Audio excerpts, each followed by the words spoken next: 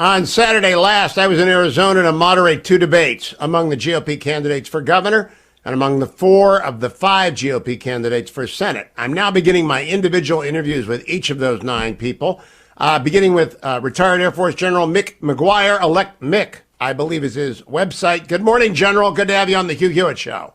Morning, Hugh. Thanks for having me. Great to see you after Saturday. It was a great event. It was fascinating. I got some questions about it, but first, let's give the audience who doesn't know you, because everything is going to depend on the Arizona Senate race, I think, to get to 51. Tell us about why Mick McGuire should be running against Mark Kelly. Yeah, thanks for having me, Hugh. I retired April of last year after 38 years in the service, Air Force officer by trade, F-16 pilot. Flew in the first Gulf War, spent 14 years in the active duty. Separated after 14 years and transitioned to the Air National Guard here in Arizona. In 2013, was promoted to be commanding general of the Army and Air National Guard headquartered here in Phoenix. I'm 4th-generation Arizonan, long history, beautiful wife, Debbie. Known her since the 9th grade, married 33 years, 3 daughters, 1 grandson, and 1 granddaughter. And, people ask, why am I doing this? I'm doing this, Hugh, because I've never felt the threat of the Republic pulled tighter. Neither you or I were alive in 1861. The country needs great leaders right now that understand what's happening with the radical left, the seize for control that they're trying to grab. And we're seeing it with schools, with thought, with resources, and ultimately with gunpowder, all of these things that the left is always after. So, General McGuire, what did you think distinguished you from the other candidates on the stage? Attorney General Brnovich wasn't there, but we did have 4 of the 5 candidates for Senate. What struck you in that debate? Well, I think clearly you asked me a question about the triad. You let off with me, and we can debate whether or not we should be looking more at expanding SSBMs and submarines and or revamping our missile defense system and looking at next generation missiles. But the other 3, it seemed if I hadn't led with that answer, wouldn't have known what we were talking about. I think the other thing that really distinguishes me is, as I mentioned to you afterwards, Hamilton and Jefferson agreed about only 2 things: greatest threat to the fledgling republic, a large standing army, and oppressive taxation. I would argue, Hugh, we have arrived, that in the narrowly enumerated powers in the Constitution for the federal government, they have a requirement to arm the military. But standing it and raising it is something that's left to the states unless needed. And right now the Army's consuming 72 cents on the dollar on personnel costs. And while I love our great soldiers, that's just unsustainable. General, I do believe that there has to be a fundamental reassessment of the division of the military budget between the 3 services, the Sea Service, the Land Service, and the Air Service. And I don't know that that's going to happen in my lifetime, but it's got to happen if we want to remain competitive. General, first question I asked the 4 of you, is Mike Pence right or Donald Trump right about the ability of Mike Pence to open the ballots or discard the ballots on January 6th? What was your answer?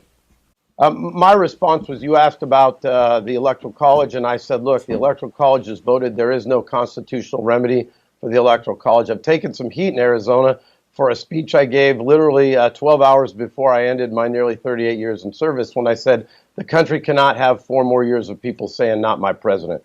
I watched it for 4 years under President Trump. It pulls mightily at those of us that wear the cloth of the nation. And I said, look, the Electoral College has voted. We are suffering the tragic results of the Joe Biden, Kamala Harris, and Mark Kelly administration. But we elect the president by and through the Electoral College. The strongest argument I've made to my colleagues is we have to have voter ID laws. We have to have some mandatory hand counts here in Arizona. We have to consider getting rid of the platinum ballot, which is a law here in Arizona that allows just statewide federal candidates to be printed on a ballot same day. All of these things, I think, are challenging. But the truth of the matter is there is no constitutional remedy to the Electoral College. And I, as a constitutional conservative Republican, will never open that debate with the radical left, as you know, Hugh, because they want national popular vote. I'll never walk away from the Electoral College. Well, you're smart. You're very smart to have that response. But I want to drill down. Vice President Pence said he did not have the authority to reject state elector lists. Former President Trump said he did. With whom do you agree? I agree with Vice President Pence for this reason. As a states' rights guy, the electors are signed by of and through the states. Once they are delivered to the states, the vice president cannot usurp the rights of a Republic of Independent States and simply delivers those to the Electoral College for those 535. The individual that receives 270 or greater votes is the president. And I remember, Hugh, I'm not an attorney. I'm an F-16 pilot by trade. As I told you in the debate, I trained to make the trees big and small and put warheads on foreheads. That's what I did and flew in the first Gulf War. But I can tell you this, those 270 electoral votes are assigned by, of, and through the states, not by the Vice President of the United States. We have to be very careful about what we ask for. So, General McGuire, quick question. What's better, an F-18 or an F-16? An F-16 is clearly the smoothest flying, most capable. 4,000 hours in that thing, Hugh. It is a great piece of gear. I just had that. Hey, Hugh, remember this, single seat, single engine. It's the only way to go. They call it the Widowmaker for a reason. Well, I've got a F-18 pilot in the family, so I always have to ask just to make sure. He said you guys get to land on ground. He has to hit a carrier in the middle of the ocean, so I'm just telling you. You've heard that. Now, tell me something. I've never actually talked to an adjutant general before. What is the authority of the governor vis-a-vis the Arizona National Guard vis-a-vis the border? What can the governor do? Well, the governor is the commander-in-chief of the National Guard at rest. And so you go back to the summer of 2020, Hugh. At one point, I was the commanding general of the Guard for nearly 8 years. But in 2020, at one point, we had the largest mobilization of the Guard since 1942. We had over 85% of all of our citizen soldiers and airmen on duty for 4 primary missions. We had 1,030 assigned to the border. We had over 3,000 in response to COVID. We had 1,495 on the streets of 5 different counties and 12 cities in response to civil unrest in the summer of 2020, and over 280 of them for wildland fires. You may have remembered we were here having a major wildland fire, and then they were out at Lake Shasta, and we helped out with those guys that were recovered out there in California. So, how many National Guardsmen does Arizona have? 8,300. Well, you were using them all. Now, you were the adjutant general for 8 years? Almost 8 years. I was appointed by Governor Brewer, and Governor Ducey reappointed me. Was like I said, I was down in Tucson flying F-16s as the wing commander.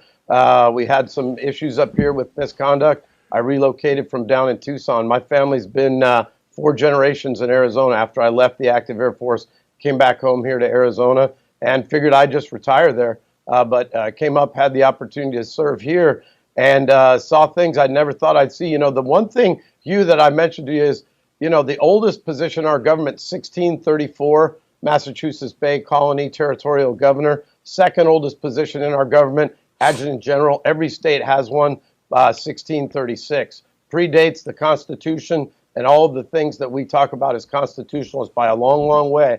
Well, this is how Article 1, Section 8 of the Constitution was written. It says we will raise an army and maintain a navy.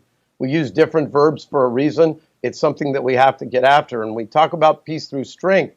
Peace through strength means having the ability to conscript the patriotic and political capital of this nation when needed. But the founders knew that standing an army would be an excessive tax burden, and we would raise it only when needed. You know, we get into a whole nother show about how we got in this situation. But my argument is, when the Air Force divorced the Army in 1947, we never post-mobilized from World War II. Well, talk to me about how you expect to win. I saw 4 good candidates on Saturday. I know Brnovich, General Brnovich, a friend of mine. He's a good candidate, too. Got 5 good candidates. How does Mick McGuire win? Well, I think right now I've done 30,000 miles. 30,000 miles in 7 months. This state is basically 400 by 400. I've been out and about talking to voters. I've been just saturating the rural counties. And the idea here is to make sure I hold my own in the urban areas, and the rural counties are going to pick the winner. They feel forgotten. This state, as I mentioned, is cattle growers, copper miners, and cotton farmers. And been out and about talking to them. And as I go forward, I continue to just raise an army. That's what I keep saying. This is about a grassroots campaign. Money is a factor, but it's not the only factor, Hugh. And the best example is the Real Clear Politics polling has me number 2 behind Brnovich. I mentioned in the debate, this is about character and courage. I was very disappointed in him. He was served with me in the Guard, was disappointed that he had not taken the time to face 800 constituents and you and Kathy at the debate. But going out there, going back to that polling, I'm number 2. Last 3 quarters in that polling, I've only spent $59,000 on Facebook ads. I'm kind of like a truck driver in New Jersey in that race out there in the last cycle. General, I got to ask you about the debate itself. General Brnovich sent me his regards. He couldn't be there. He had a conflict. But I'm curious if you think any of those are better than Mike Kelly. Are any of the 5 Republicans better than Mark Kelly? All 5 of us are better than Mark Kelly. Right now, Mark Kelly is the target. We have to realize, though, Hugh, it's not going to be an easy out. You know, this is how small Arizona is. My brother's wife went to elementary school with Gabby Giffords. So this is... Well, you know, Arizona is a tiny place. Honest to goodness, it is a tiny place. Whenever I go over there, I'm amazed. I've been on the air for 20 years in Arizona, in Tucson and Phoenix, and I know everyone. Now I'm on in Prescott. And I'm just amazed at 800 people on a Saturday morning at 8:30 a.m. showing up for a Senate debate. Doesn't that strike you as a demand signal? Oh, I can tell you this. The energy is real, Hugh. I realized how critical this race was when I've never run for any office. As I said, I wore the cloth of the nation for 38 years. I showed up at an event in July of 2021, 5 weeks after I announced, out in Sun City West, over 300 people there, and the temperature outside was 110 degrees in the middle of the summer in a primary retirement community. And I looked at the legislative district chair, and he said, the energy is real. I mean, there are people that are terrified. They're afraid about what's happening. They don't know what's next. They feel abandoned. And I keep giving them a message of hope.